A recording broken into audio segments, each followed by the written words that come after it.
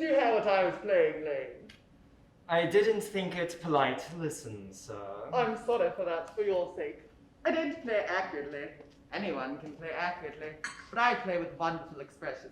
As far as the piano is concerned, sentiment is my forte. I keep science alive. Yes, sir. And speaking of the science of life, have you got the cucumber sandwiches cut for Lady Bracknell? Yes, sir. By the way, Lane, I see from your book that on Thursday evening, Lord Shorman and Mr. Worthing were dining with me.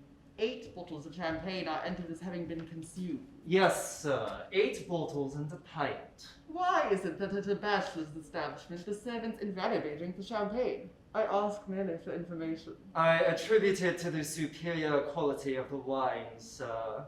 I have often observed that in married households, the champagne is rarely of a first-rate brand. Good heavens, is marriage so demoralizing as that? I believe it is a very pleasant state, sir. I have had very little experience of it myself up to the present. I have only been married once. That was in consequence of a misunderstanding between myself and a young person.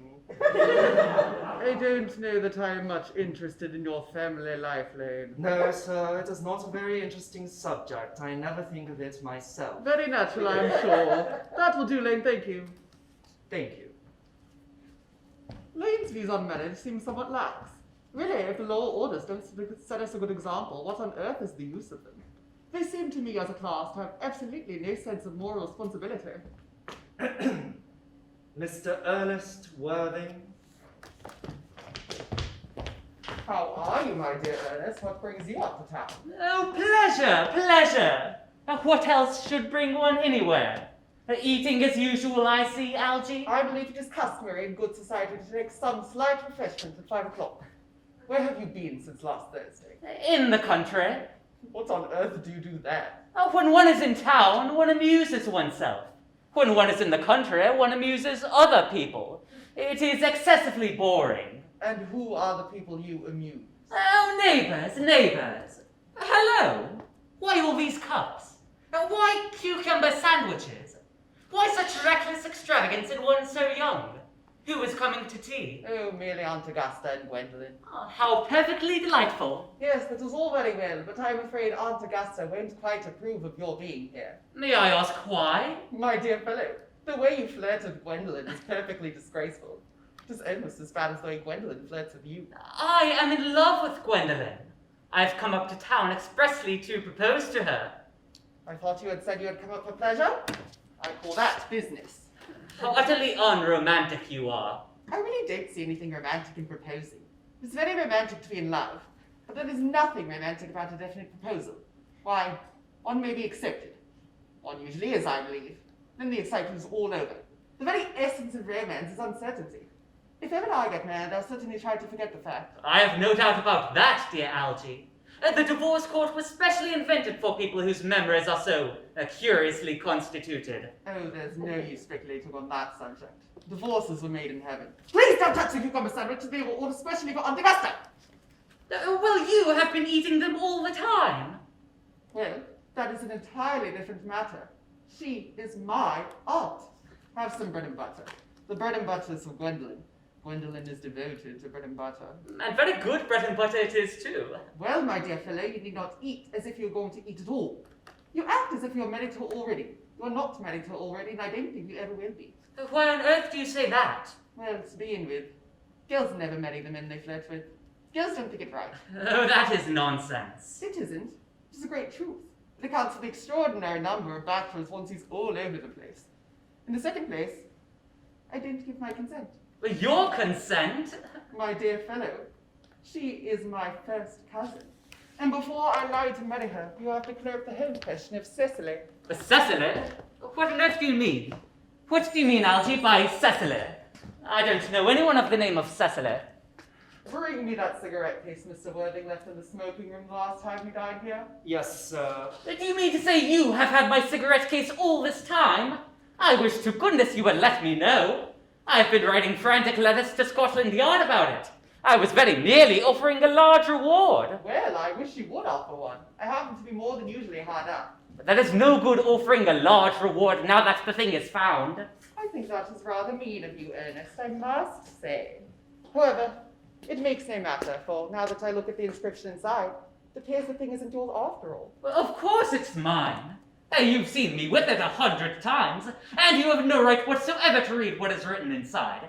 It is a very ungentlemanly thing to read a private cigarette case. I simply want my cigarette case back. Yes, but this isn't your cigarette case.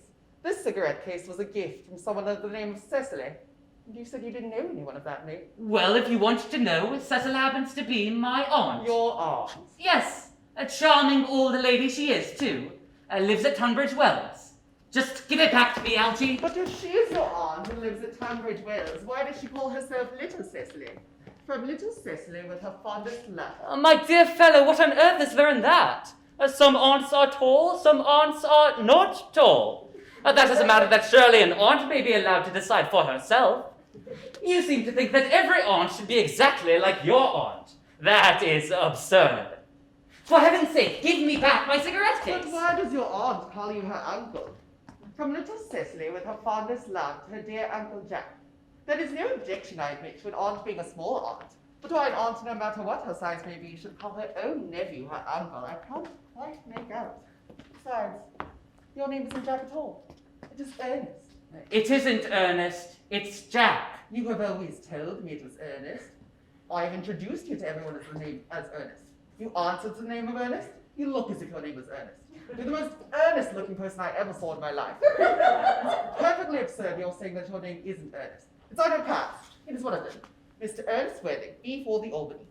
I'll keep this as proof that your name is Ernest, if ever you attempt to deny it to me, or to Gwendolyn, or to anyone else. Well, my name is Ernest in town and Jack in the country, and the cigarette case was given to me in the country. Yes, but that does not account for the fact that your small Aunt Cecily, who lives at Tunbridge Wells, calls you her dear uncle. Come on, boy, I'd much better have the thing out at once. My dear Algy, you talk exactly as if you were a dentist. It is very vulgar to talk like a dentist when one isn't a dentist. It produces a false impression. Well, that is exactly what dentists always do. Now, go on. Tell me the whole thing. I may mention that I always suspected you of being a confirmed and secret Bunburyist. And I'm quite sure of it now. Bunburyist? What on earth do you mean by a Bunburyist? I'll reveal to you the meaning of that incomparable expression as soon as you are kind enough to inform me why you are Ernest in town and Jack in the country. Well, produce my cigarette case first. Here it is. Now, produce your explanation, and pray make it improbable. My dear fellow, there is nothing improbable about my explanation at all. In fact, it's perfectly ordinary. Old Mr. Thomas Cardew, who adopted me when I was a little boy, made me in his will guardian to his granddaughter, Miss Cecily Cardew. Cecily, who addresses me as her uncle for motives of respect that you could not possibly appreciate, lives at my place in the country, under the charge of her admirable governess, Miss Prism. Where is that place in the country, by the way? And that is nothing to you, dear boy. You are not going to be invited. I may tell you candidly that the place is not in Shropshire. Oh, I suspected that. I have bunburyed all over Shropshire on 2 separate occasions. Now, go on. Tell me why you are Ernest in town and Jack in the country. My dear Algy, I don't know whether you will be able to understand my real motives. You are hardly serious enough. When one is placed in the position of guardian, one has to adopt a very high moral tone on all subjects. It's one's duty to do so. And as a high moral tone can hardly be said to conduce very much to either one's health or one's happiness, in order to get up to town, I have always pretended to have a younger brother of the name of Ernest, who lives in the Albany and gets into the most dreadful scrapes. That, my dear Algy, is the whole truth. Pure and simple. The truth is rarely pure and never simple. What you really are is a Bunburyist. I was quite right in saying you were a Bunburyist. One of the most advanced Bunburyists I know. What on earth do you mean? You've invented a very useful younger brother called Ernest in order that he may be able to come up to town as often as you like. I have invented an invaluable permanent invalid called Bunbury in order that I may be able to get out into the country whenever I choose. Bunbury is perfectly invaluable. If it wasn't for Bunbury's extraordinarily bad health, I wouldn't, for instance, be able to dine with each night at Willis's. For I've really been engaged to Aunt Augusta for more than a week. I haven't asked you to dine with me anywhere tonight. I know.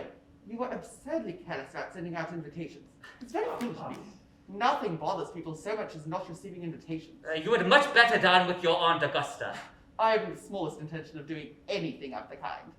In the first place, I dine there on Monday, and once a week is quite enough to dine with one's own relations. In the second place, whenever I do dine there, I'm always treated as a member of the family, neither sit down with no woman at all, or two. Besides, now that I know you to be a confirmed Bunburyist, I naturally want to talk to you about Bunbury. I want to tell you the rules. I'm not a Bunburyist at all. If Gwendolyn accepts me, I'm going to kill my brother. Indeed, I think I'll kill him in any case. Cecily is a little too much interested in him. It is rather a bore. So I'm going to get rid of Ernest. And I strongly advise you to do the same with with your invalid friend who has the absurd name. Nothing will induce me to part with Bunbury. And if you ever get married, which seems to me to be extremely problematic, you'll be very glad to know Bunbury. A man who marries without knowing Bunbury has a very tedious time of it. That is nonsense. If I marry a charming girl like Gwendolyn, and she is the only girl I ever saw in my life that I would marry, I certainly won't want to know Bunbury. Then your wife will. You don't seem to realize that in married life, 3 is company and 2 is none. That, my dear young friend, is the theory that the corrupt French drama has been propounding for the last 50 years. Yes, and that the happy English home has proved in half the time. Oh, for heaven's sake, don't try to be cynical. It's perfectly easy to be cynical. My dear fellow, it isn't easy to be anything nowadays. There's such a lot of beastly competition about. Ah, that must be Aunt Augusta. Only relatives or creditors ever ring in that Wagnerian manner. Now, if I get her out of the way so that you have the opportunity for proposing to Gwendolyn, may I dine with you tonight at Willis's? I suppose so, if you want to. Yes, but you must be serious about it. I hate people who are not serious about meals. They're so shallow with them. Lady Bracknell and Miss Fairfax. Good afternoon, dear Algernon. I hope you're behaving very well. I'm feeling very well, Aunt Augusta. Well, that's not quite the same thing. In fact, the two things rarely go together. Dear me, you are smart. I am always smart. Am I not, Mr. Worthing? You're quite perfect, Miss Fairfax. Oh, I hope I am not that. It would leave no room for developments, and I intend to develop in many directions. I'm sorry if we're a little late, Algernon, but I was obliged to call on dear Lady Harbury. I hadn't been there since her poor husband's death. I've never seen a woman so altered. She looks quite 20 years younger.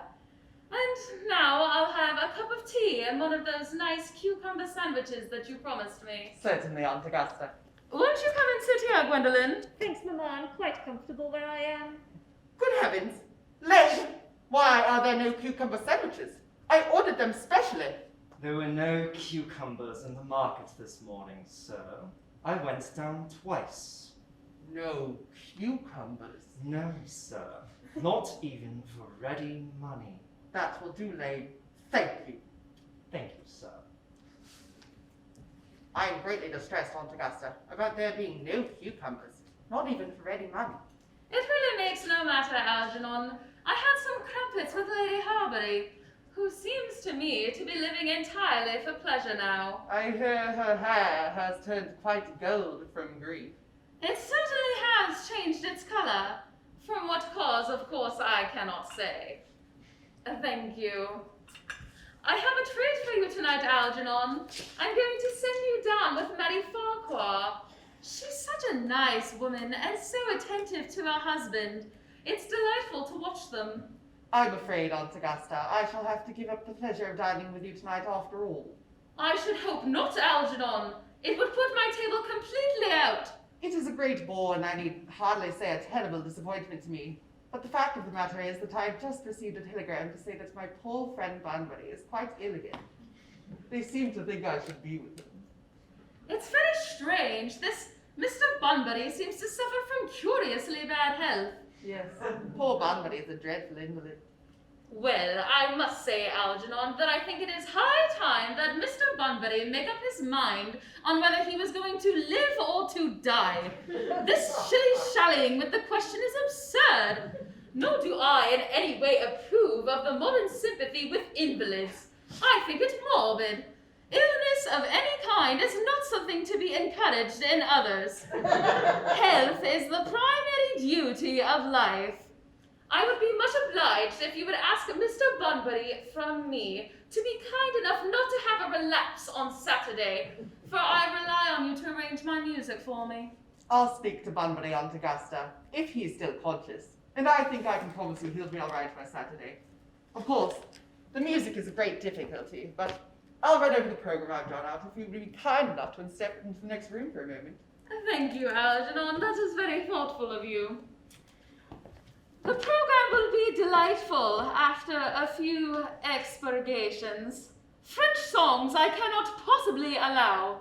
People always seem to think they are improper and either look shocked, which is vulgar, or laugh, which is worse.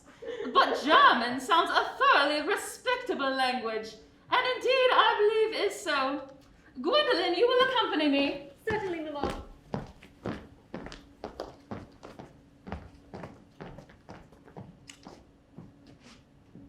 Charming day it has been, Miss Fairfax.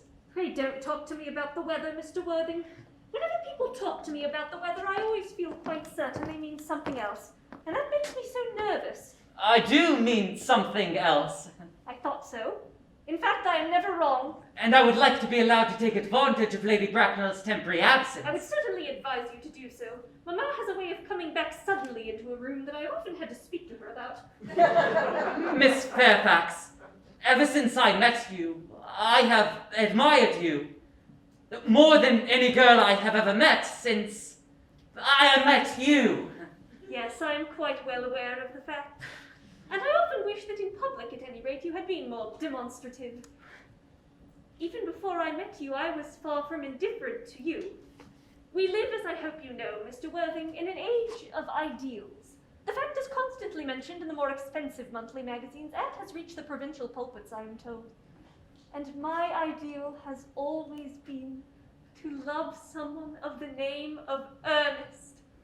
There is something in that name that inspires absolute confidence. The moment Algernon first mentioned to me that he had a friend called Ernest, I knew I was destined to love you. You really love me, Gwendolyn. Passionately. Darling, you don't know how happy you've made me. My own Ernest. But you don't really mean to say that you couldn't love me if my name wasn't Ernest? But your name is Ernest. Yes, I know it is. But supposing it was something else, do you mean to say you couldn't love me then? That is clearly a metaphysical speculation. And like most metaphysical speculations, there's very little reference at all to the actual facts of real life as we know them. Personally, darling, to speak quite candidly, I don't much care about the name of Ernest. I don't think the name suits me at all. It suits you perfectly. It is a divine name. It has a music of its own. It produces vibrations. Well, really, Gwendolyn, I must say that I think there are lots of other, much nicer names. I think Jack, for instance, a charming name. Jack? No, there is very little music in the name Jack. If any at all, indeed. It does not thrill. It produces absolutely no vibrations. I have known several Jacks, and they were all without exception, more than usually plain. Besides, Jack is a notorious domesticity for John. And I pity any woman married to a man called John. She would probably never be allowed to know the entrancing pleasure of a single moment's solitude. The only really safe name is Ernest. Oh, Gwendolyn, I must get christened at once. We must get married at once. Married, Mr. Worthing. Oh, well, surely. You know that I love you, and you led me to believe, Miss Fairfax, that you were not absolutely indifferent to me. I adore you, but you haven't proposed to me yet. Nothing has been said at all about marriage. The subject has not even been touched on. Well, may I propose to you now? I think it would be an admirable opportunity. And to spare you any possible disappointment, Mr. Worthing, I think it only fair to tell you quite frankly beforehand that I am fully determined to accept you. Oh, Gwendolyn. Yes, Mr. Worthing, what have you got to say to me? Oh, you know what I've got to say to you. Yes, but you don't say it. Gwendolyn, will you marry me? Of course I will, darling. How long you have been about it? I'm afraid you've had very little experience in how to propose. My own one. I have never loved anyone in the world but you. Yes, but men often propose for practice. I know my brother Gerald does. All my girlfriends tell me so. I hope you will always look at me just like that, especially when there are other people present. Mr. Worthing, rise from the semi-recumbent posture. It is most indecorous. Mamma, I must beg you to retire. This is no place for you. Besides, Mr. Worthing has not quite finished yet.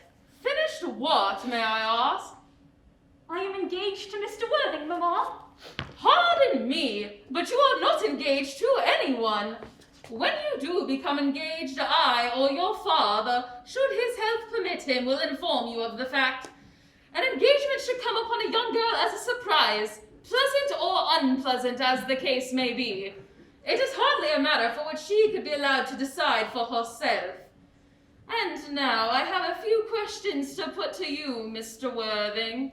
While I am making my inquiries, you, Gwendolyn, will wait for me below in the carriage. Mamma! In the carriage, Gwendolyn! Yes, Mamma.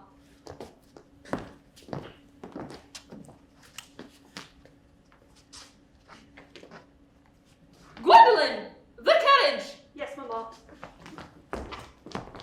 You may take a seat, Mr. Worthing. Thank you, Lady Bracknell. I prefer standing. I feel obliged to tell you that you are not down on my list of eligible young men. Although I have the same list as the dear Duchess of Bolton has. We work together, in fact. However, I am more than ready to enter your name should your answers be what a really affectionate mother requires. Do you smoke? Well, yes, I must admit, I smoke. I am glad to hear it. A man should always have an occupation of some kind. There are far too many idle men in London as it is. How old are you? 29. A very good age to be married at. I have always been of the opinion that a man who desires to get married should either know everything or nothing. Which do you know? I know nothing, Lady Bracknell. I am glad to hear it. I do not approve of anything that tampers with natural ignorance. Ignorance is like a delicate exotic fruit. Touch it and the bloom is gone. What is your income? Between 7,000 and 8,000 a year. In land or in investments? In investments, chiefly. That is satisfactory. Land gives one position and prevents one from keeping it up. That is all that is to be said about land. I have a country house with some land, of course, attached to it. About 1,500 acres, I believe. But I don't depend on that for my real income. In fact, as far as I can make out, the poachers are the only people who make anything out of it. A country house? How many bedrooms? Well, that fact can be cleared up afterward. You have a townhouse, I hope. A girl with a simple, unspoiled nature like Gwendolyn could hardly be expected to reside in the country. Well, I own a house in Belgrave Square, but it is let by the year to Lady Bloxham. Of course, I can get it back whenever I like, at 6 months' notice. Lady Bloxham? I don't know her. Oh, she goes about very little. She is a lady considerably advanced in years. Nowadays that is no guarantee of respectability of character. What number in Belgrave Square? 149. The unfashionable side. I thought there was something. However, that could be easily altered. Do you mean the fashion or the side? Both, I presume, if necessary. And now on to minor matters. Are your parents living? I have lost both my parents. To lose one parent, Mr. Worthing, may be regarded as a misfortune. To lose both looks like carelessness. Who was your father? He was evidently a man of some wealth. Was he born in what the radical papers call the purple of commerce, or did he rise from the ranks of aristocracy? I'm afraid I really don't know. The fact is, Lady Bracknell, I said I had lost my parents. It would be near the truth to say that my parents seem to have lost me. I don't actually know who I am by birth. I was found. Found? The late Mr. Thomas Cardew, an old gentleman of a very charitable and kindly disposition, found me and gave me the name of Worthing, because he happened to have a first-class ticket for Worthing in his pocket at the time. Worthing is a place in Sussex. It is a seaside resort. And where did this charitable gentleman with a first-class ticket to a seaside resort find you? In a handbag. A handbag? Yes, Lady Bracknell, I was in a handbag. A somewhat large, black leather handbag with handles to it. An ordinary handbag, in fact. In what locality did this Mr. James or Thomas Cardew find this ordinary handbag? In the cloakroom at Victoria Station. It was given to him in mistake for his own. The cloakroom at Victoria Station? Yes, the Brighton line. The line is immaterial, Mr. Worthing. I confess I feel somewhat bewildered by what you have told me. To be born, or at any rate bred, in a handbag, whether it had handles or not, seems to me to display a contempt for the ordinary decencies of family life that remind one of the worst excesses of the French Revolution. And I trust you know what that unfortunate movement led to. As for the particular locality in which the handbag was found, a cloakroom at a railway station might serve to conceal some social indiscretion, and indeed has probably been used for that purpose before now. But it could hardly be regarded as an assured basis for a recognized position in good society. May I ask you then what you would advise me to do? I need hardly say I would do anything in the world to ensure Gwendolyn's happiness. I would advise you, Mr. Worthing, to try and acquire some relations as soon as possible, and to make a definite effort to produce one parent of either sex before the season is quite over. Well, I don't see how I could possibly manage to do that. I can produce the handbag at any moment. It is in my dressing room at home. I really think that should satisfy you, Lady Bracknell. Me, sir? What has it got to do with me? You can hardly imagine that I or Lord Bracknell would dream of allowing our only daughter, a girl brought up with the utmost care, to align herself with a cloakroom and marry a parcel. Good morning, Mr. Worthing. Good morning. For goodness sake, don't play that ghastly tune, Algy! How idiotic you are!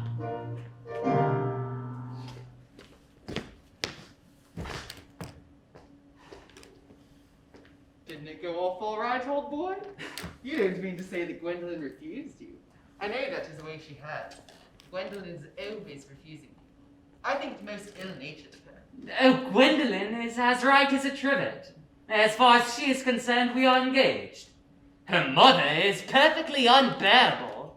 She is a monster, without being a myth, which is rather unfair. I beg your pardon, Algy. I suppose I shouldn't talk about your own aunt in that way before you. My dear boy, I love having my relations abused. It is the only thing that makes me put up with them at all. You don't think there's any chance of Gwendolyn becoming like her mother in about 150 years, do you, Algy? All women become like their mothers. That is their tragedy. No man does. That's his.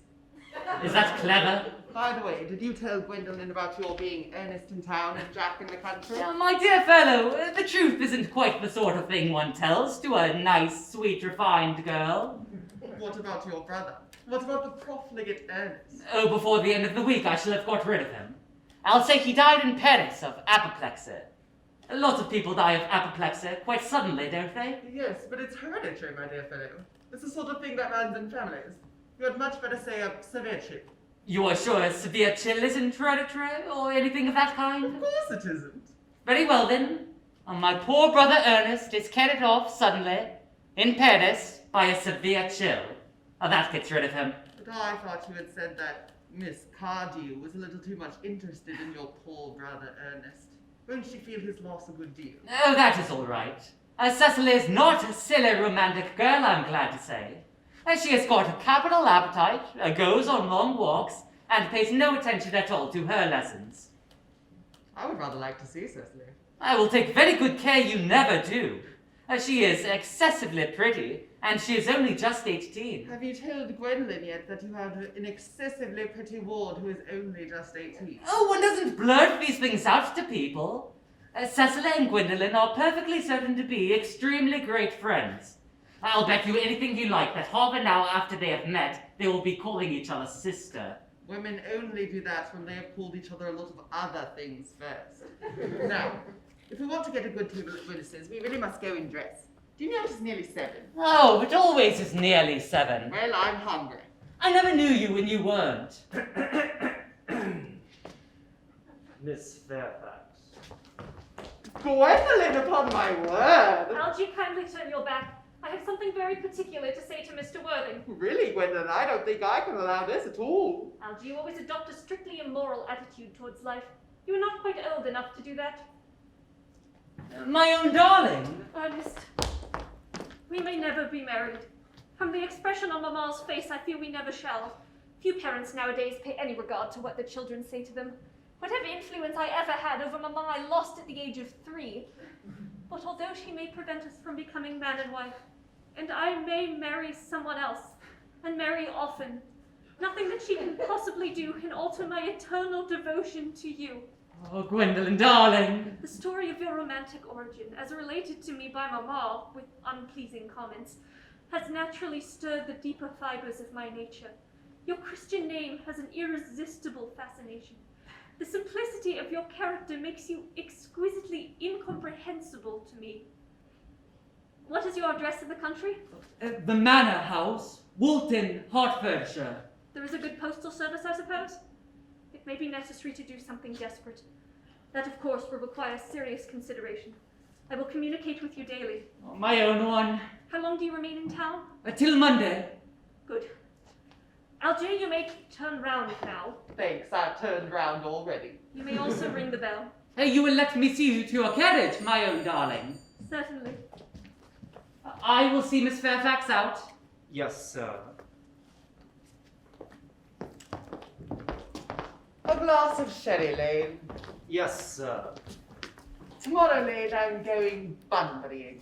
Yes, sir. I shall probably not be back till Monday. You can put up my dress clothes, my smoking jackets, and all the Bunbury suits. Yes, sir. I hope tomorrow will be a fine day, Lane. It never is, sir. Lane, you're a perfect pessimist. I do my best to give satisfaction, sir. There's a sensible, intellectual girl. The only girl I ever cared for in my life. But enough of you so amused at. Oh, I'm just a little anxious about poor Bunbury, that is all. If you don't take care, your friend Bunbury will get you into a serious scrape someday. I love scrapes.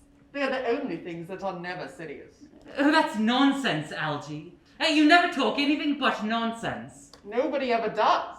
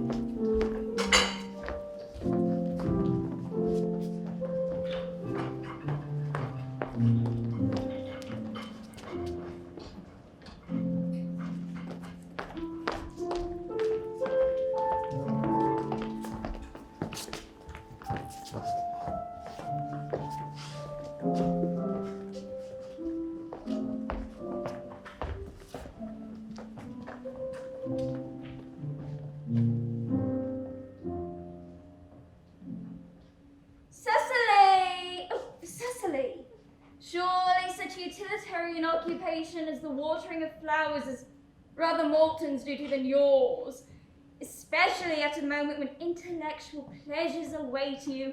Your German grammar's on the table. Pray, open it at page 15. But I don't like German. It isn't at all a becoming language. I know perfectly well that I look quite plain after my German lesson. Child, you know how anxious your guardian is that you should improve yourself in every way. He laid particular stress on your German as he was leaving for town yesterday. Indeed, he always lays stress on your German as he is leaving for town. Dear Uncle Jack is so very serious. Sometimes he is so serious that I think he cannot be quite well. Your guardian enjoys the best of health. His gravity of demeanour is especially to be commended in one so comparatively young as he is. I know no one with a higher sense of duty and responsibility. I suppose that is why he often looks a little bored when we three are together. Cecily, I am surprised at you. Mr. Worthing has many troubles in his life. Idle merriment and triviality would be out of place in his conversation. You must remember his constant anxiety about that unfortunate young man, his brother. I wish Uncle Jack would allow that unfortunate young man, his brother, to come down here sometimes. We might have a good influence over him, Miss Prism. I am sure you certainly would. You know German and geology, and things of that kind influence a man very much. I do not think that even I could produce any effect on a character that, according to his own brother's admission, is irretrievably weak and vacillating. Indeed, I'm not sure I would desire to reclaim him. I am not in favour of this modern mania for turning bad people into good people at a moment's notice. As a man sows, so let him reap. You must put away your diary, Cecily.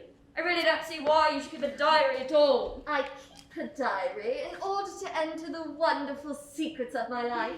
If I didn't write them down, I should probably forget all about them. Memory, my dear Cecily, is a diary that we all carry about with us. Yes, but it usually chronicles the things that have never happened and couldn't possibly happen.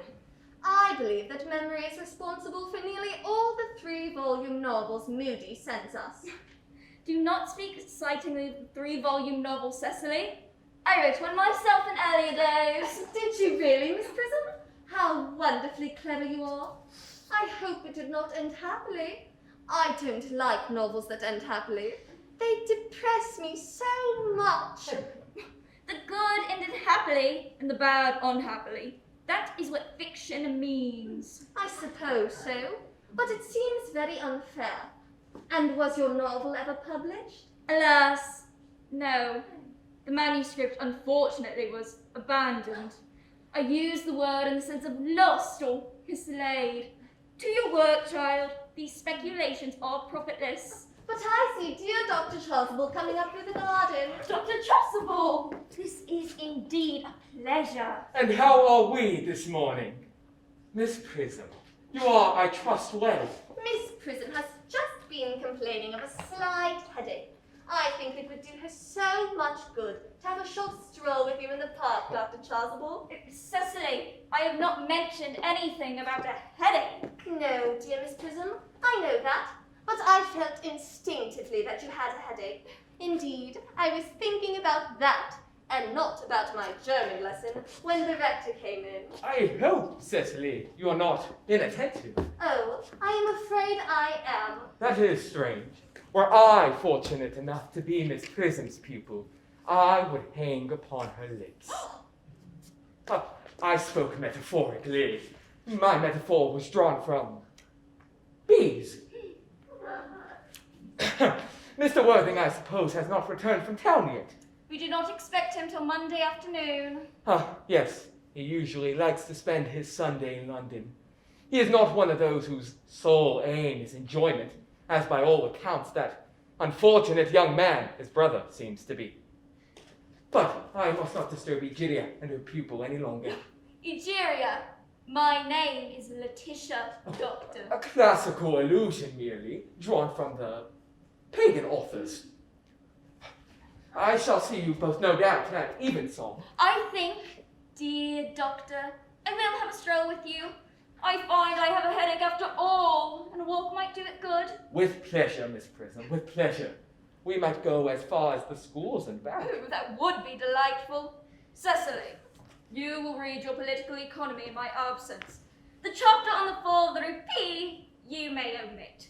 It is somewhat too sensational. Even these metallic problems have their melodramatic side.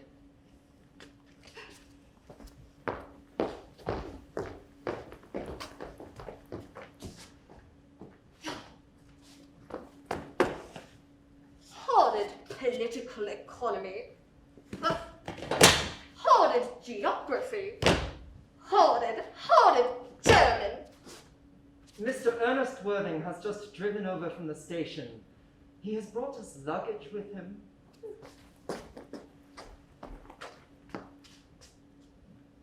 Mr. Ernest Worthing, B4, the Albany W. Uncle Jack's brother? Did you tell him that Mr. Worthing was in town? Yes, miss. He seemed very much disappointed. I mentioned that you and Miss Prism were in the garden. He seemed anxious to speak to you privately for a moment. Ask Mr. Ernest Worthing to come here. I suppose you had better talk to the housekeeper about a room for him? Yes, miss. I have never met any really wicked person before. I feel rather frightened. I am so afraid he will look just like everyone else. He does. You are my little cousin Cicely, I'm sure. You are under some strange mistake. I am not little. In fact, I believe I am more than usually tall for my age. But I am your cousin Cicely. You, I see from your card, are Uncle Jack's brother, my cousin Ernest, my wicked cousin Ernest. I'm not really wicked, cousin Cicely. You mustn't think that I am wicked. If you are not, then you have certainly been deceiving us all in a very inexcusable manner. I hope you are not leading a double life, pretending to be wicked and being really good all the time. That would be hypocrisy. Well, I suppose I have been rather reckless. I am glad to hear it. In fact, now you mention the subject, I have been very bad in my own small way. I don't think you should be so proud of that, though I am sure it must have been very pleasant. It is much pleasanter being here with you. I can't understand how you are here at all.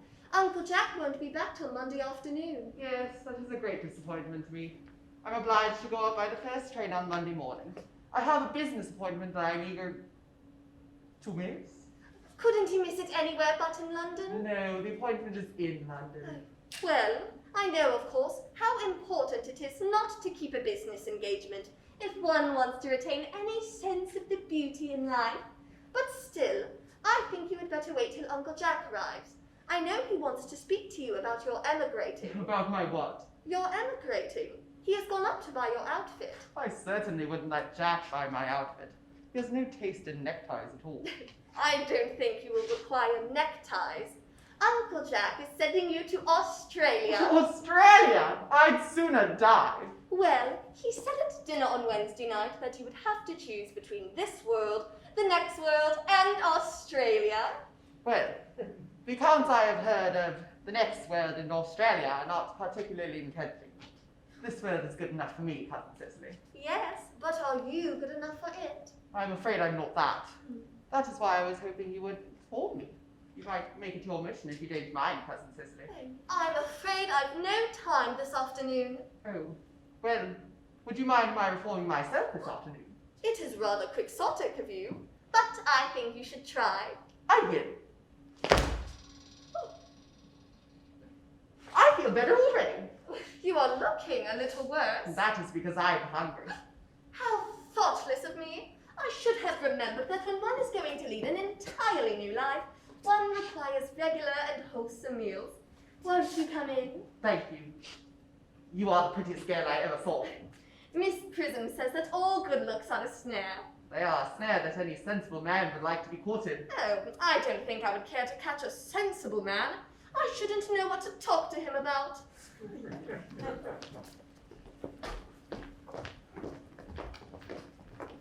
You are too much alone, dear Dr. Chasuble.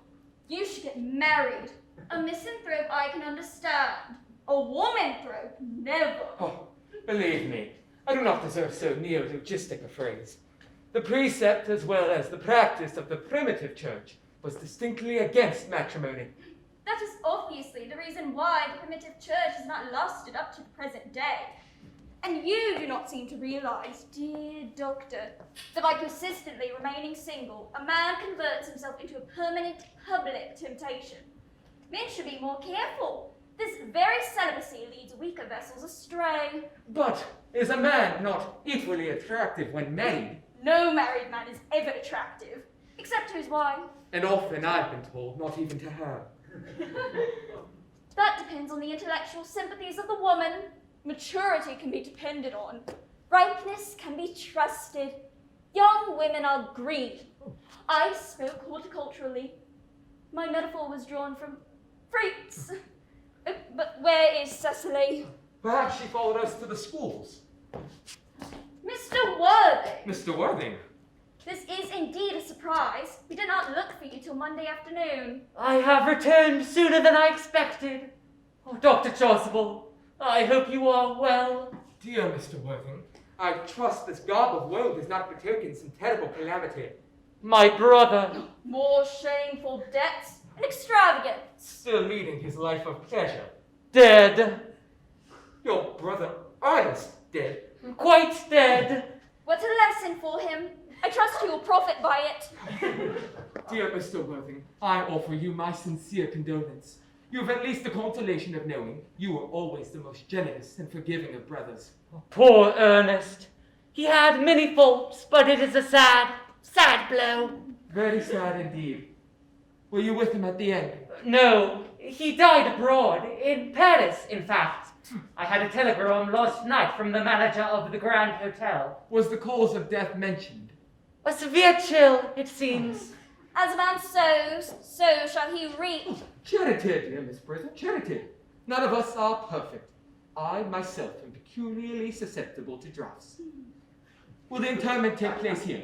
No, he seems to have expressed a desire to be buried in Paris. In Paris? I fear that hardly points to any very serious state of mind at the last. You would no doubt wish me to make some slight allusion to this tragic domestic affliction next Sunday. My sermon on the meaning of the manna in the wilderness can be adapted to almost any occasion. Joyful, or, as in the present case, distressing. I have preached it at harvest celebrations, christenings, confirmations, on days of humiliation and festal days.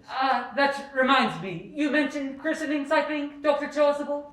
I suppose you know how to christen, all right. I mean, of course, you are continually christening, aren't you? It is, I regret to say, one of the rector's most constant duties in this parish. I've often spoken to the poor classes on the subject, but they don't seem to know what thrift is. But is there any particular infant in whom you're interested, Mr. Worthing? Your brother was, I believe, unmarried, was he not? Oh, yes. People who live entirely for pleasure usually are. But it is not for any child, dear doctor. I am very fond of children. No, the fact is, I would like to be christened myself. This afternoon, if you have nothing better to do. But surely, Mr. Worthing, you have been christened already. I don't remember anything about it. But have you any grave doubts on the subject? I certainly intend to have.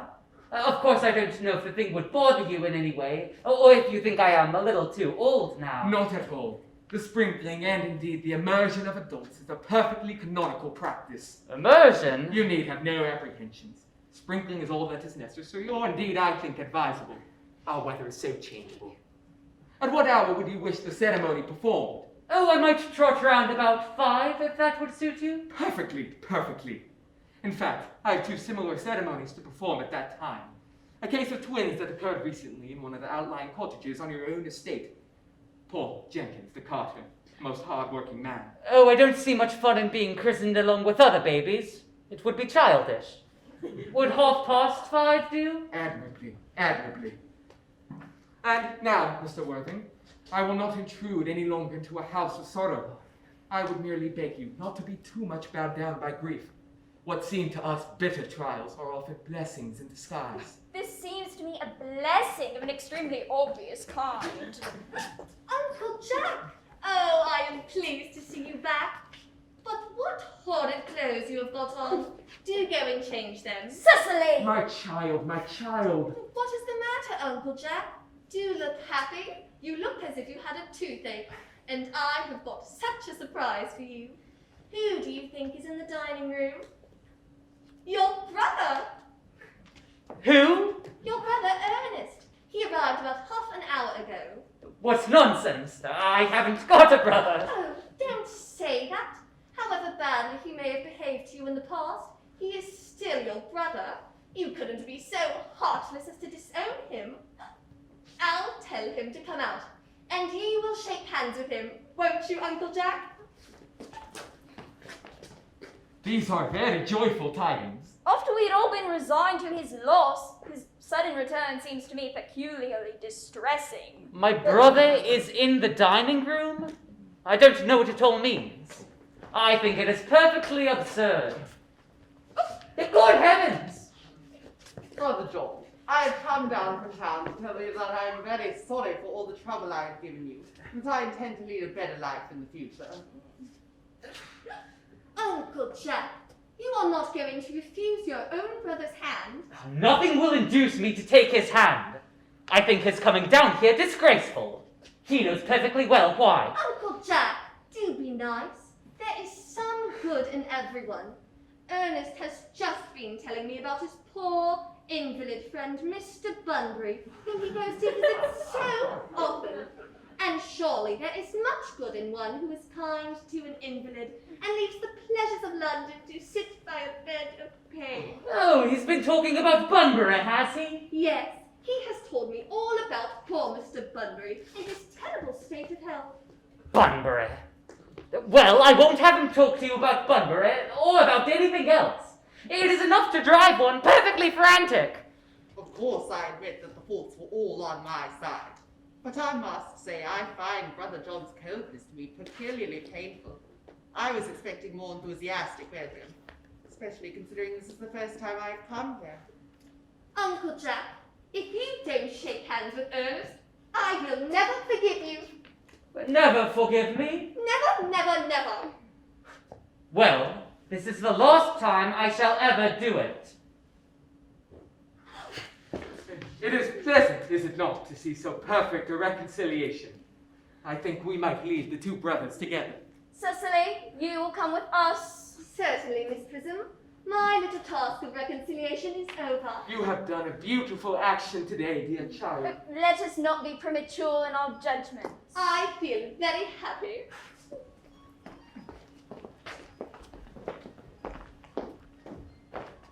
Algy, you young scoundrel! You have to get out of this place as soon as possible. I don't allow any Bunburying here. I have put Mr. Ernest's things in the room next to yours, sir. I suppose that is all right. What? Mr. Ernest's luggage. I have put it in the room next to your own. His luggage? Yes, sir. 3 portmanteaus, a dressing case, 2 hat boxes, and a large luncheon basket. I'm afraid I can't stay more than a week this time. Merriman, order the dog cart at once. Mr. Ernest has been suddenly called back to town. Yes, sir. What a fearful liar you are, Jack. I haven't been called back to town at all. Yes, you have. I haven't heard anyone call me. Your duty as a gentleman calls you back. My duty as a gentleman has never interfered with my pleasures in the smallest degree. I can quite understand that. Well, Cecily is a darling. You are not to talk of Miss Cardew like that. I don't like it. Well, I don't like your clothes. You look perfectly ridiculous in them. It's perfectly absurd your being in a deep state of mourning for a man who's actually staying with you in your house for a whole week as a guest. I call it grotesque. You were certainly not staying with me for a whole week as a guest or anything else.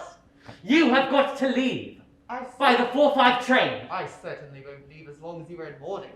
It would be very unkind. You should stay with me if I were in mourning, I suppose. I should think it very unfriendly if you didn't. Well, will you go if I change my clothes? Yes, if you're not too long about it. I've never seen someone take so long to dress and with such little result. Well, at any rate, that is better than being always overdressed as you are. If I am occasionally a little overdressed, I make up for it by always being immensely overeducated. Your vanity is ridiculous. Your conduct an outrage, and your presence in my garden utterly absurd.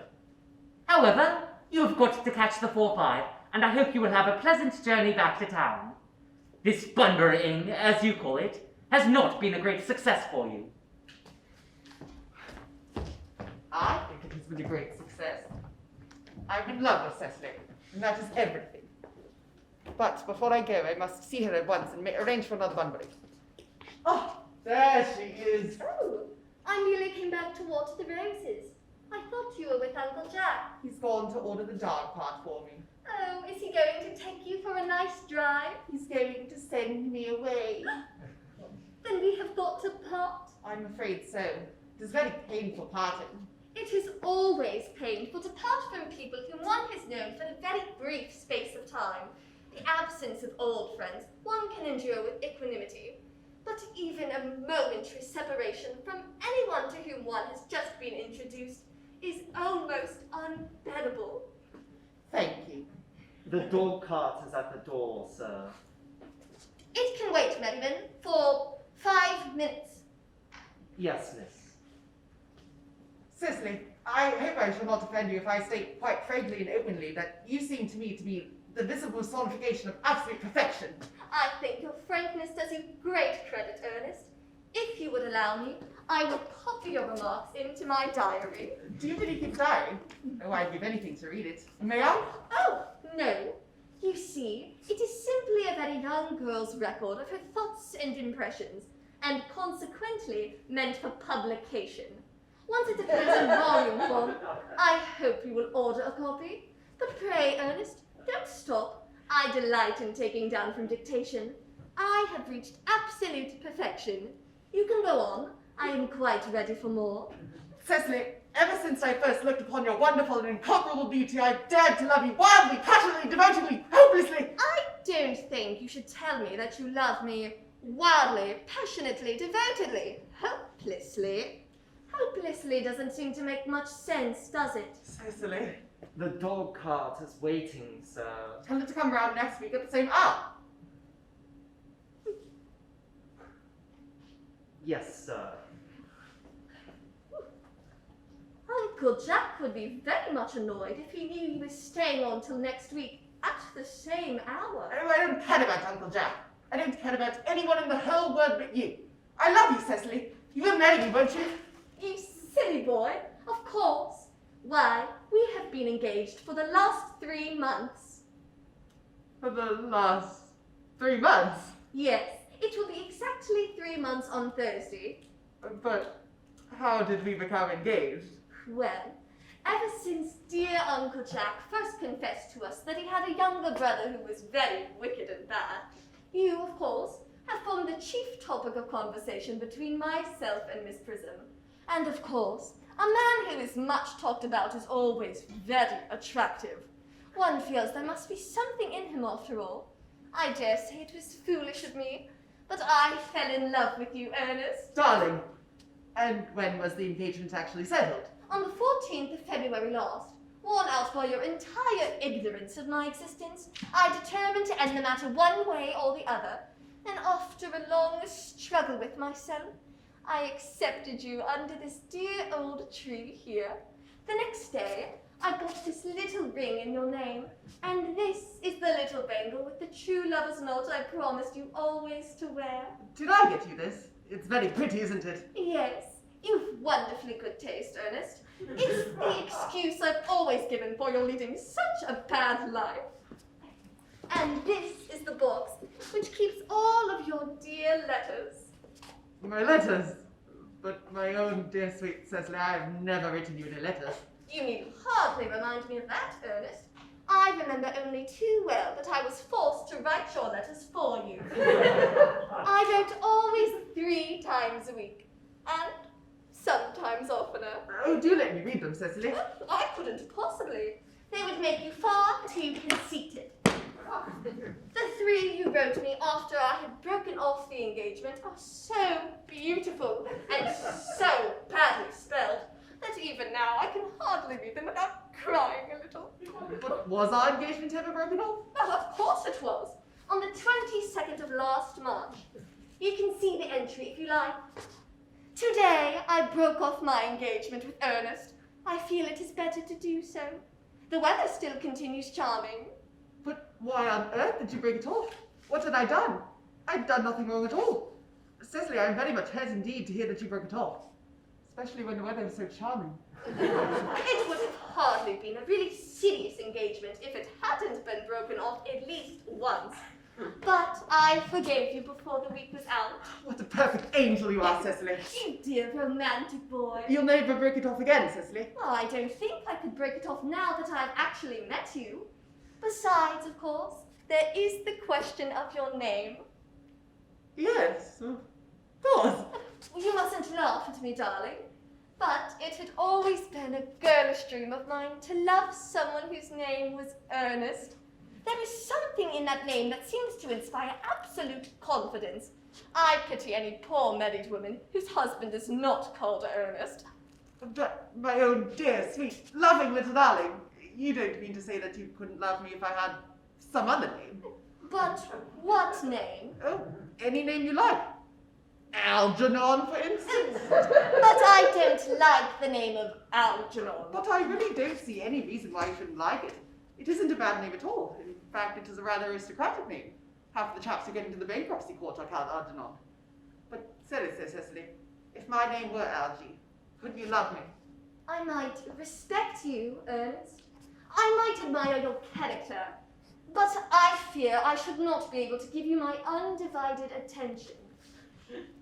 Cecily, your rector here is, I suppose, thoroughly experienced in all the practice for the rites and ceremonies of the church. Oh, yes. Dr. Chasuble is a most learned man. He has never written a single book, so you can imagine how much he knows. I must see him at once on a most important christening. I mean, on most important business. Oh, I shan't be away more than half an hour. considering that we have been engaged since February the 14th, and that I only met you today for the first time, I think it is rather hard that you should leave me for so long a period as half an hour. Couldn't you make it 20 minutes? I'll be back in no time.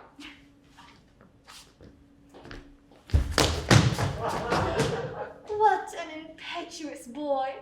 I like his hair so much. I must enter his proposal in my diary. A Miss Fairfax has just arrived to call on Mr. Worthing. Well, isn't Mr. Worthing in his library? Mr. Worthing went over in the direction of the rectory some time ago. Pray, ask the lady to come out here. Mr. Worthing is sure to be back soon. And you can bring tea. Yes, miss. Miss Fairfax?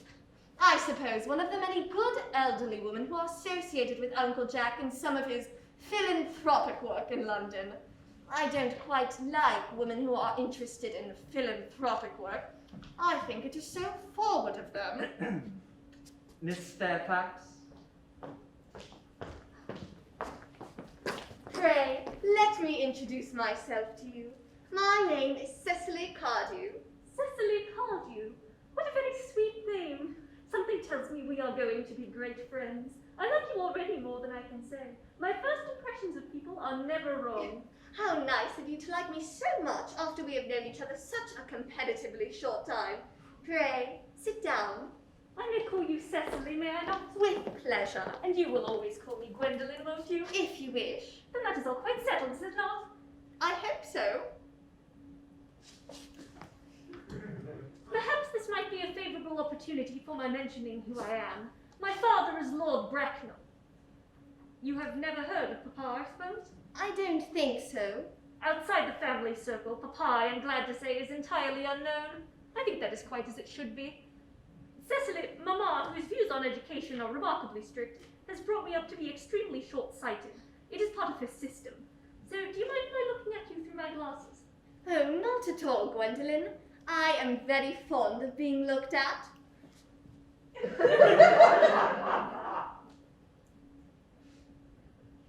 You are here on a short visit, I suppose? Oh, no. I live here. Really? Your mother, no doubt, or some female relative of advanced years resides here also? Oh, no. I have no mother, nor in fact any relations. Indeed. My guardian, with the assistance of Miss Prism, has the arduous task of looking after me. Your guardian? Yes, I am Mr. Worthing's ward. Oh. It is strange he never mentioned to me that he had a ward. How secretive of him. He grows more interesting hourly. I am not sure, however, that the news inspires me with feelings of unmixed delight. I am very fond of you, Cecily. I have liked you ever since I met you. But I am bound to state that now that I know that you are Mr. Worthing's ward, I cannot help expressing a wish you were, well, just a little older than you seem to be, and not quite so very alluring in appearance. In fact, if I may speak candidly... Pray do. I think that whenever one has anything unpleasant to say, one should always be quite candid. Well, to speak with perfect candor, Cecily, I wish you were fully 42 and more than usually plain for your age. Ernest has a strong, upright nature. He is the very soul of truth and honor. Disloyalty would be as impossible to him as deception. But even gentlemen of the noblest possible moral character are extremely susceptible to the influence of the physical charms of others. I beg your pardon, Gwendolyn. Did you say Ernest? Yes. Oh, but it is not Mr. Ernest Worthing who is my guardian. It is his brother, his elder brother. Ernest never mentioned to me that he had a brother. I'm sorry to say they have not been on good terms for a long time. Oh, that accounts for it. And now that I think of it, I have never heard any man mention his brother. The subject seems distasteful to most men. Cecily, you have lifted a load from my mind. I was growing almost anxious. It would have been terrible if a cloud had come across a friendship like ours, would it not? Of course, you are quite sure that it is not Mr. Ernest Worthing who is your guardian? Quite sure. In fact, I am going to be his. I beg your pardon? Dearest Gwendolyn, there is no reason why I should make a secret of it to you. Our little county newspaper is sure to chronicle the fact next week. Mr. Ernest Worthing and I are engaged to be married. My darling Cecily, I feel there must be some slight error. Mr. Ernest Worthing is engaged to me. The announcement will appear in the Morning Post on Saturday at the latest. I am afraid you must be under some misconception. Ernest proposed to me exactly 10 minutes ago. It is certainly very curious that he asked me to be his wife yesterday afternoon at 5:30. If you would care to verify the incident, pray do so. I never travel without my diary. One should always have something sensational to read in the train. I am so sorry, dear Cecily, if it is any disappointment to you, but I am afraid I have the prior claim. It would distress me more than I could tell you, dear Gwendolyn, if it caused you any mental or physical anguish. But I feel bound to point out that since Ernest proposed to you, he clearly has changed his mind. If the poor fellow has been entrapped into any foolish promise, I shall consider it my duty to rescue him at once, and with a firm hand. Whatever unfortunate entanglement my dear boy may have got into, I will never reproach him with it after we are married. Do you allude to me, Miss Cardew, as an entanglement? You are presumptuous. On an occasion of this kind, it becomes more than a moral duty to speak one's mind. It becomes a pleasure. Do you suggest, Miss Fairfax, that I entrapped Ernest into an engagement? Oh, how dare you! This is no time for wearing the shallow mask of manners. When I see a spade, I call it a spade. I am glad to say that I have never seen a spade. It is obvious that our social spheres have been widely different.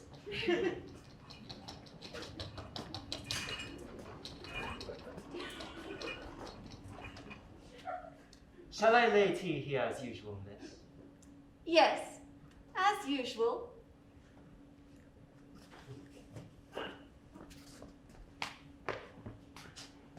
Quite a well-kept garden this is, Miss Cardew.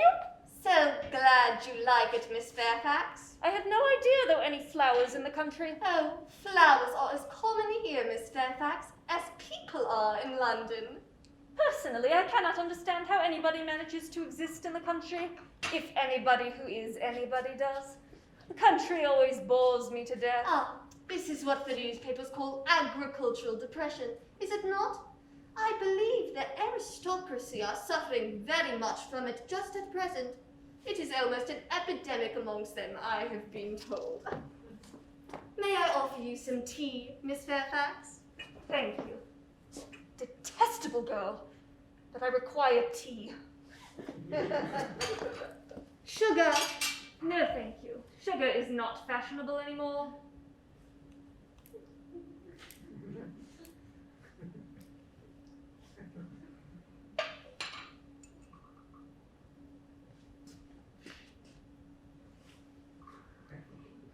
Cake or bread and butter?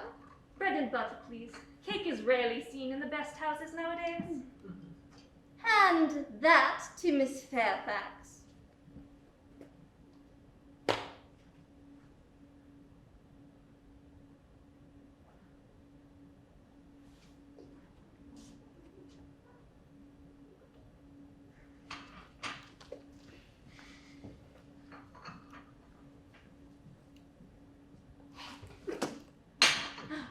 You have filled my tea with lumps of sugar, and though I asked most distinctly for bread and butter, you have given me cake.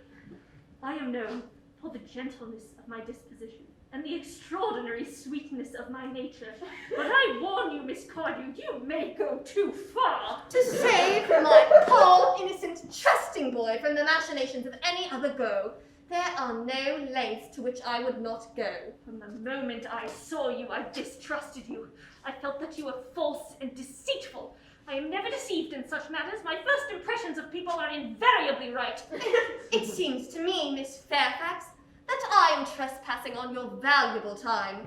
No doubt you have many other calls of a similar character to make in the neighborhood. Ernest! My own Ernest! Gwendolyn, darling! A moment. May I ask if you are engaged to be married to this young lady? To dear little Cecily? Of course not. What could have put such an idea into your pretty little head? Thank you. You may. I knew there must be some misunderstanding, Miss Fairfax. The man who has just kissed you is my guardian, Mr. John Worthing. I beg your pardon? This is Uncle Jack. Jack! Oh! Here is Ernest. My own blood. A moment, Ernest. May I ask you, are you engaged to be married to this young lady? What young lady? Good heavens, Gwendolyn! Yes, to good heavens, Gwendolyn. I mean, to Gwendolyn. Of course not. What could have put such an idea into your pretty little head? Thank you. You may. I felt there was some slight error, Miss Cardew. The gentleman who has just kissed you is my cousin, Mr. Algernon Moncrieff. Algernon Moncrieff? Oh! Are you called Algernon? I cannot deny it. Oh. Is your name really John? I could deny it if I liked. I could deny anything if I liked. But my name certainly is John. It has been John for years. A gross deception has been practiced on both of us. My poor wounded Cecily. My sweet, wronged Gwendolyn. You will call me sister, will you not? There is just one question I would like to be allowed to ask my guardian. An admirable idea. Mr. Worthing, there is just one question I would like to be permitted to put to you. Where is your brother Ernest? We are both engaged to be married to your brother Ernest, so it is a matter of some importance to us to know where your brother Ernest is at present. Gwendolyn, Cecily, it is very painful for me to be forced to speak the truth. It is the first time in my life that I've ever been reduced to such a painful position, and I'm really quite inexperienced in doing anything of the kind. However, I will tell you quite frankly that I have no brother Ernest. I have no brother at all. I never had a brother in my life, and I certainly have not the smallest intention of ever having one in the future. No brother at all? None. Had you never a brother of any kind? Never, not even of any kind. I'm afraid it is quite clear, Cecily, that neither of us is engaged to be married to anyone. It is not a very pleasant position for a young girl suddenly to find herself in, is it? Let us go into the house. They will hardly venture to come after us there. No. Men are so cowardly, aren't they? This ghastly state of things is what you call Bunburying, I suppose? Yes, and a perfectly wonderful Bunbury it is. The most wonderful Bunbury I've ever had in my life. Well, you've no right whatsoever to Bunbury here. That is absurd. One has a right to Bunbury whatever one chooses. Every serious Bunburyist knows that. But serious Bunburyist? Good heavens! Well, one must be serious about something if one wants to have any sort of amusement in life. I happen to be serious about Bunbury. What on earth you are serious about, I haven't the faintest idea. About everything, I should fancy. You have such a trivial nature. Well, the only small satisfaction I have in the whole of this wretched business is that your friend Bunbury is quite exploded. You won't be able to run down to the country quite so often as you used to do, dear Algy. And a very good thing, too. Your brother is a little off colour, isn't he, dear Jack? You won't be able to disappear to London quite so frequently as your wicked custom was. Not a bad thing, either. As for your conduct towards Miss Cardew, I must say that your taking in a sweet, simple, innocent girl like that is quite inexcusable. To say nothing of the fact that she is my ward. I can see no possible defence for your deceiving a brilliant, clever, thoroughly experienced young lady like Miss Fairfax. To say nothing of the fact that she is my cousin. I wanted to be engaged to Gwendolyn, that is all. I love her. Well, I simply wanted to be engaged to Cecily. I adore her. But there is certainly no chance of your marrying Miss Cardew. I don't think there is much chance, Jack, of you and Miss Fairfax being united. Well, that is no business of yours. If it was my business, I wouldn't talk about it. It's very, very vulgar to talk about one's business. Only people like stockbrokers do that, and then only at dinner parties. Yeah, how can you sit there calmly eating muffins when we are in this horrible trouble? I can't make out. You seem to me to be perfectly heartless. Well, I can't eat muffins in an agitated manner. The butter would probably get on my cuffs. One should always eat muffins quite calmly. I say it's perfectly heartless you're eating muffins at all, under the circumstances. When I am in trouble, eating is the only thing that concerns me. Indeed, when I am in great trouble, as anyone who knows me intimately will tell you, I refuse everything except food and drink. At the present moment, I am eating muffins because I am unhappy. Well, that is no reason why you should eat them all in that greedy way. I wish you would have tea cake. I don't like tea cake. Good heavens! I suppose a man may eat his own muffins in his own garden. But you had just said it was perfectly heartless to eat muffins. I said it was perfectly heartless of you, under the circumstances. That is a very different thing. That may be. But the muffins aren't safe. Algy, I wish to goodness you would go. You can't possibly ask me to go without having some dinner first. It's absurd. Besides, I've just made arrangements with Dr. Chasuble to be christened at 5:45 under the name of Ernest. My dear fellow, the sooner you give up that nonsense, the better. I made arrangements this morning with Dr. Chasuble to be christened myself at 5:30, and I naturally will take the name of Ernest. Gwendolyn would wish it. We can't both be christened Ernest. It's absurd. Besides, I have a perfect right to be christened if I like. There is no evidence at all that I have ever been christened by anybody. I should think it extremely probable I never was, and so does Dr. Chasuble. It is entirely different in your case. You have been christened already. Yes, but I have not been christened for years. Yes, but you have been christened. That is the important thing. Quite so I know my constitution can stand it. But that is all about your ever having been christened. I think it rather reckless you're venturing on it now. That is nonsense. You are always talking nonsense. Jack, you are at the muffins again. I wish you wouldn't. There are only 2 left. Algernon! I have already told you to go. I don't want you here. Why don't you go? I haven't quite finished my tea yet. There is still 1 muffin left.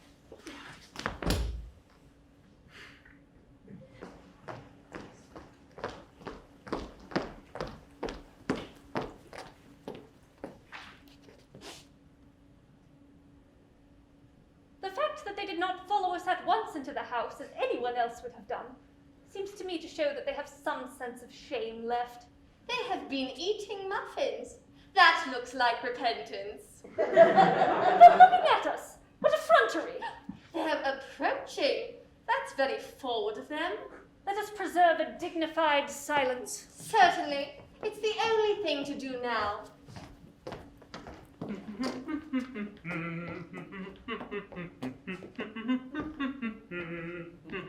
This dignified silence seems to produce an unpleasant effect. A most distasteful one. But we will not be the first to speak. Certainly not. Mr. Worthing, I have something something very particular to ask you. Much depends on your reply. Gwendolyn, your common sense is invaluable. Mr. Moncrieff, kindly answer me the following question. Why did you pretend to be my guardian's brother? In order that I might have an opportunity of meeting you. That certainly seems a satisfactory explanation. Does it not? Yes, dear, if you can believe him. I don't. But that does not affect the wonderful beauty of his answer. True. In matters of grave importance, style, not sincerity, is the vital thing. Mr. Worthing, what explanation can you offer me for pretending to have a brother? Was it in order that you might have the opportunity of coming up to town to see me as often as possible? Can you doubt it, Miss Fairfax? I have the gravest doubts on the subject, but I intend to crush them. This is not the moment for German skepticism. Their explanations appear to be quite satisfactory, especially Mr. Worthing's. That seems to me to have the stamp of truth upon it. I am more than content with what Mr. Moncrieff said. His voice alone inspires one with absolute credulity. Then you think we should forgive them? Yes. I mean, no. True, I had forgotten. There are principles at stake that one cannot surrender. Which of us should tell them? The task is not a pleasant one. Could we not both speak at the same time? An excellent idea. I nearly always speak at the same time as other people. Will you take the time from me? Certainly.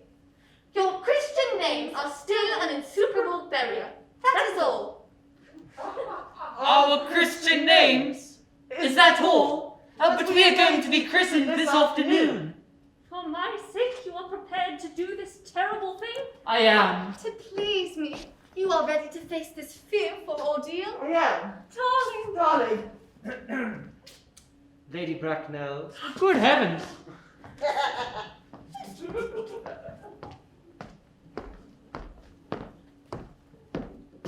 Gwendolyn, what does this mean? Merely that I am engaged to be married to Mr. Worthing, Mamma. Sit down immediately. Apprised, sir, of my daughter's sudden flight by her trusty maid, I followed her at once by luggage train. Her unhappy father, I am glad to say, is under the impression that she is attending a more than usually lengthy lecture at the University Extension Scheme on the permanent influence on thought. I do not propose to undeceive him, but of course you must understand that all communication between yourself and my daughter must cease from this moment on. At this point, as indeed on all points, I am firm. I am engaged to be married to Gwendolyn, Lady Bracknell. You are nothing of the kind, sir. And now as regards to Algernon. Algernon, Yes, Aunt Augusta. may I ask if it is in this house in which your invalid friend, Mr. Bunbury, resides? Bunbury? Oh, no, Bunbury doesn't live here. Bunbury is somewhere else at present. In fact, Bunbury is dead. Dead? When did Mr. Bunbury die?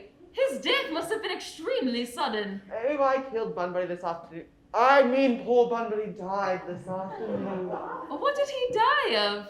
Oh, he was quite exploded. Exploded?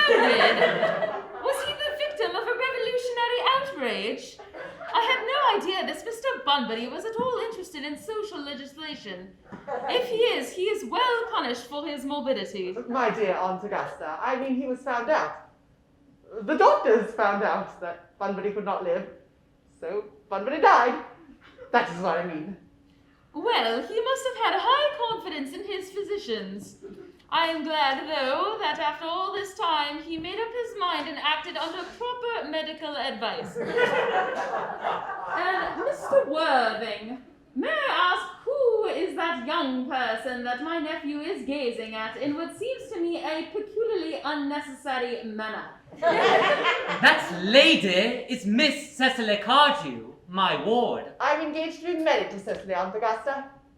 I beg your pardon. Mr. Moncrieff and I are engaged to be married, Lady Bracknell.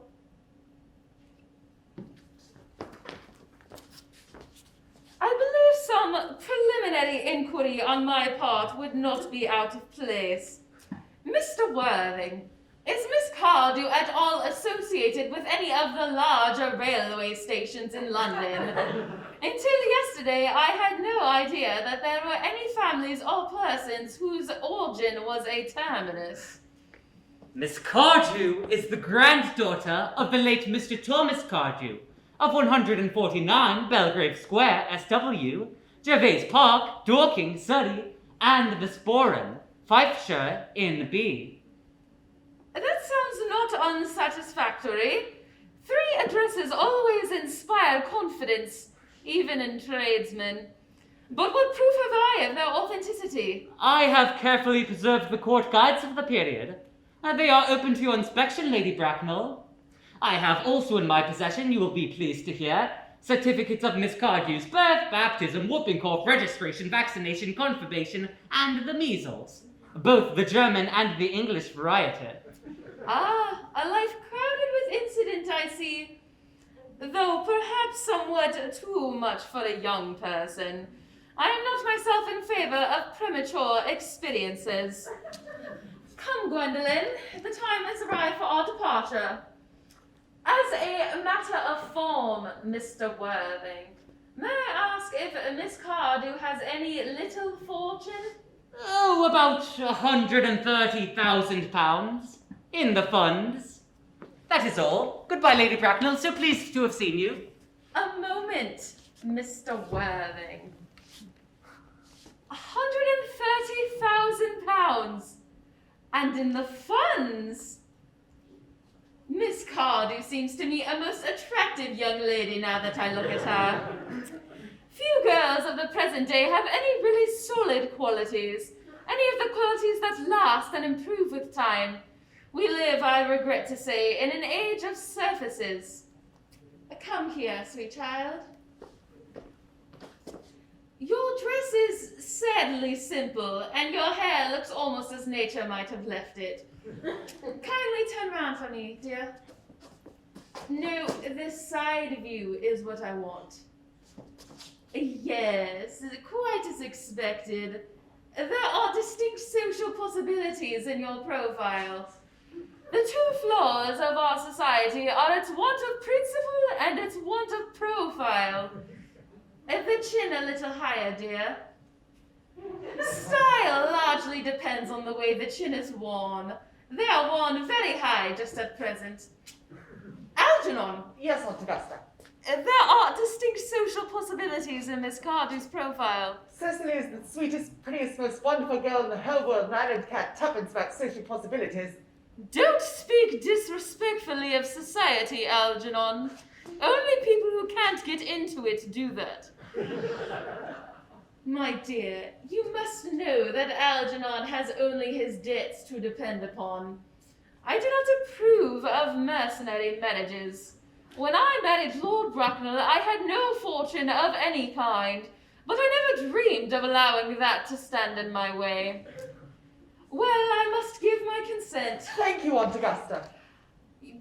Cecily, you may call me Aunt Augusta for the future. Thank you, Aunt Augusta. The wedding had better take place quite soon. Thank you, Aunt Augusta. Thank you, Aunt Augusta. I do not approve of long engagements. They give people a chance of finding out each other's character before marriage, which I think is never advisable. I beg your pardon for interrupting you, Lady Bracknell, but this engagement is quite out of the question. I am Miss Cardew's guardian, and she cannot marry without my consent until she comes of age. That consent I absolutely decline to give. Upon what grounds, may I ask? Algernon is an extremely, I may almost say ostentatiously eligible young man. He has nothing, but he looks everything. What more can one desire? It pains me very much to have to speak frankly to you, Lady Bracknell, about your nephew. But the fact is that I do not approve at all of his moral character. I suspect him of being untruthful. Untruthful? My nephew Algernon?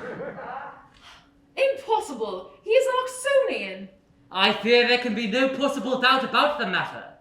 This afternoon, during my temporary absence in London on an important question of romance, he obtained admission to my house by means of the false pretense of being my brother. Under an assumed name, he succeeded in the course of the afternoon in alienating the affections of my only ward. He subsequently stayed to tea and devoured every single muffin. And what makes his conduct all the more heartless is that he was perfectly well aware from the first that I have no brother, that I never had a brother, and that I don't intend to have a brother, not even of any kind. I distinctly told him so myself yesterday afternoon. Mr. Worthing, after careful consideration, I have decided to entirely overlook my nephew's conduct to you. That is very generous of you, Lady Bracknell. My own decision, however, is unalterable. I decline to give my consent. Come here, dear. How old are you? Well, I am really only 18, but I always admit to 20 when I go to evening parties. You are quite right in making some slight alteration. A woman should never be accurate about her age. It looks so calculating. 18, but admitting to 20 at evening parties. Well, it won't be long before you are of age and free from the restraints of tutelage. So I don't think, after all, that your guardian's consent is a matter of any importance. Pray excuse me, Lady Bracknell, for interrupting you again. But it is only fair to tell you that according to the terms of her grandfather's will, Miss Cardew does not come legally of age till she is 35. That does not seem to me to be a grave objection. There are plenty of women in London who, of their own free will, have remained 35 for years. I see no reason why our darling Cecily should not be more attractive at that age than she is at present. There will be a large accumulation of property. Algy, could you wait for me till I was 35? Of course I could, Cecily. You know I could. Yes, I felt it instinctively. But I couldn't wait all that time. I hate waiting, even 5 minutes for anybody. I am not punctual myself, I know, but I do like punctuality in others, and waiting, even to be married, is quite out of the question. Then what is to be done, Cecily? I don't know, Mr. Moncrieff. My dear Mr. Worthing, since Miss Cardew states that she positively cannot wait until she is 35, I beg of you to reconsider your decision. Oh, but my dear Lady Bracknell, the matter is entirely in your own hands. The moment you consent to my marriage with Gwendolyn, I will most gladly allow your nephew to form an alliance with my ward. You must be quite aware that what you propose is out of the question. Oh, then a passionate celibacy is all that any of us can look forward to. That is not the destiny that I propose for Gwendolyn. Algernon can choose for himself. Come, dear, we have missed 5, if not 6 trains. To miss any more might expose us to comment on the platform. Everything is quite ready for the christenings. The christening, sir? Isn't that somewhat premature? Both these gentlemen have expressed a desire for immediate baptism. At their age, the idea is grotesque and irreligious. Algernon, I forbid you to be baptized. I will not hear of such excesses. Am I to understand, then, that there are to be no christenings at all this afternoon? I don't think that, as things are now, it would be of much practical value to either of us, Dr. Chasuble. I am grieved to hear such sentiments from you, Mr. Worthing. However, as your present mood seems to be one peculiarly secular, I will return to the church at once. Indeed, I have just been informed by the pew opener that for the last hour and a half Miss Prism has been waiting for me in the vestry. Miss Prism? Did I hear you mention a Miss Prism?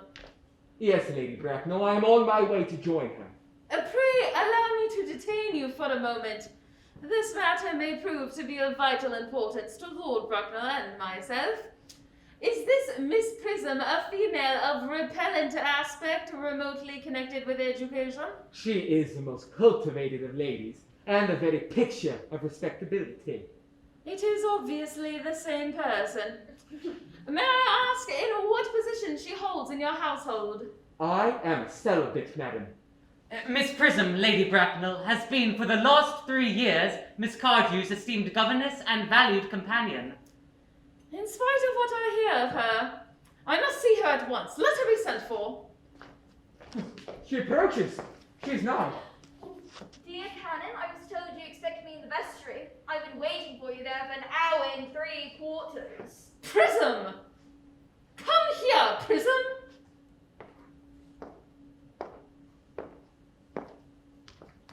Prism! Where is that baby?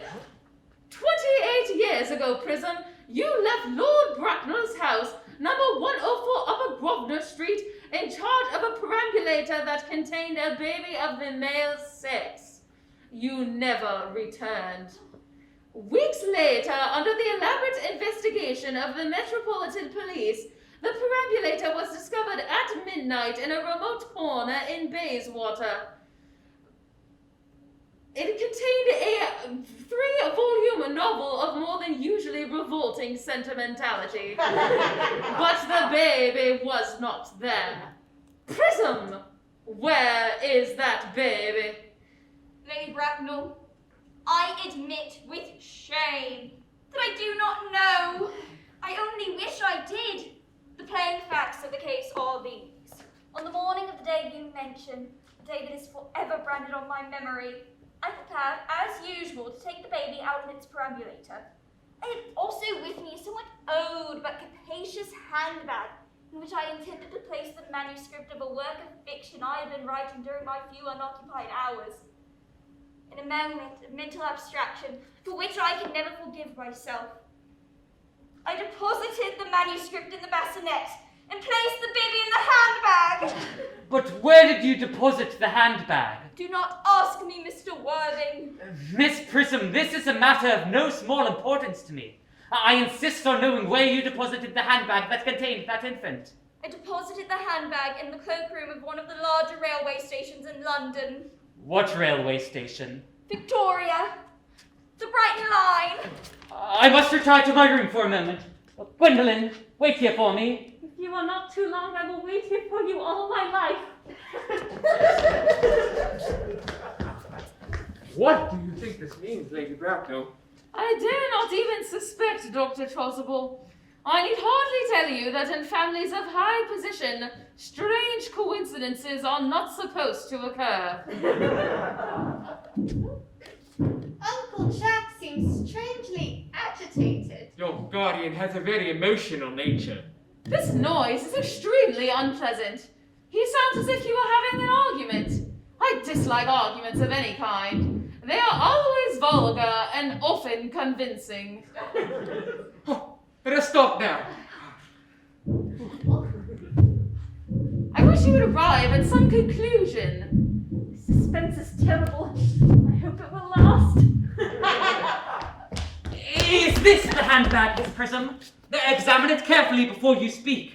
The happiness of more than one life depends on your answer. It appears to be mine. Yes, here is the injury it received through the upsetting of a Gower Street omnibus in younger and happier days. And here is the stain on the lining, caused by the explosion of a temperance beverage, an incident that occurred at Leamington. And here, on the lock on my initials, I had forgotten that in an extravagant mood I had had them placed there. The bag was undoubtedly mine. It's a delight to have it so unexpectedly restored to me. It's been a great inconvenience being without it all these years. Miss Prism, more is restored to you than this handbag. I was the beggar you placed in it. You, Yes, Mother! Mr. Worthing, I am unmarried. Unmarried? I do not deny that is a serious blow. But after all, who has the right to cast a stone against one who has suffered? Cannot repentance wipe out an act of folly? Why should there be one law for men and another for women? Mother, I forgive you. Mr. Worthing, I am afraid there has been some error. There is the lady who can tell you who you really are. Lady Bracknell, I hate to seem inquisitive, but would you kindly inform me who I am? I am afraid that the news I have to give you will not altogether please you. You are the son of my poor sister, Mrs. Moncrieff, and consequently, Algernon's elder brother. Algy's elder brother? Or that I have a brother after all. I knew I had a brother. I always said I had a brother. Oh, Cecily, how could you have ever doubted that I had a brother? Oh, Dr. Chasuble, my unfortunate brother. Miss Prism, my unfortunate brother. Gwendolyn, my unfortunate brother. Algy, young scoundrel, you will have to treat me with more respect in the future.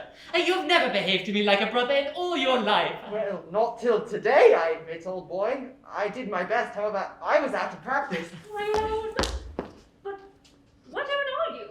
What is your Christian name now that you have become someone else? Good heavens, I had quite forgotten that point. Your decision on the subject of my name is irrevocable, I suppose? I never change, except in my affections. What a noble nature you have, Gwendolyn. Then the question had better be cleared up at once. Aunt Augusta, a moment.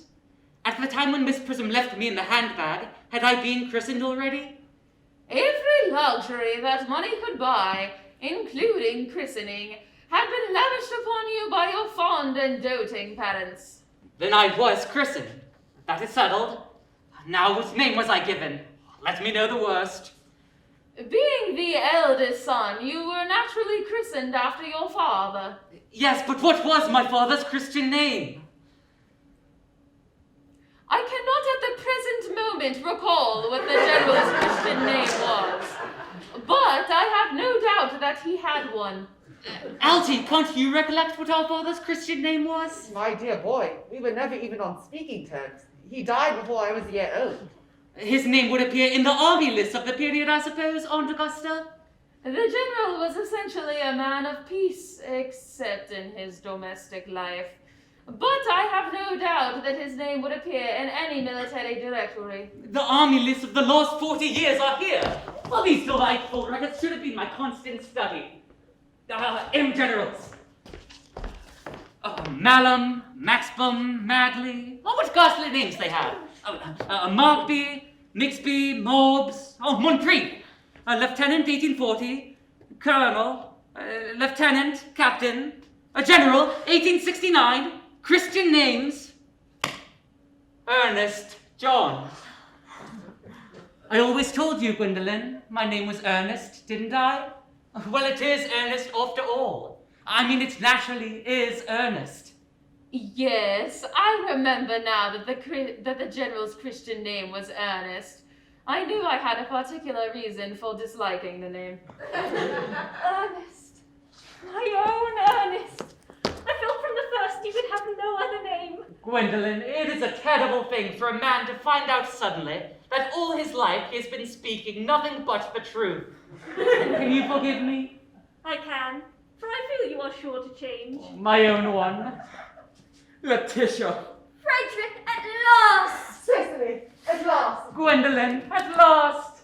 My nephew, you seem to be displaying signs of triviality. On the contrary, Aunt Augusta, I've now realized for the first time in my life the vital importance of being earnest.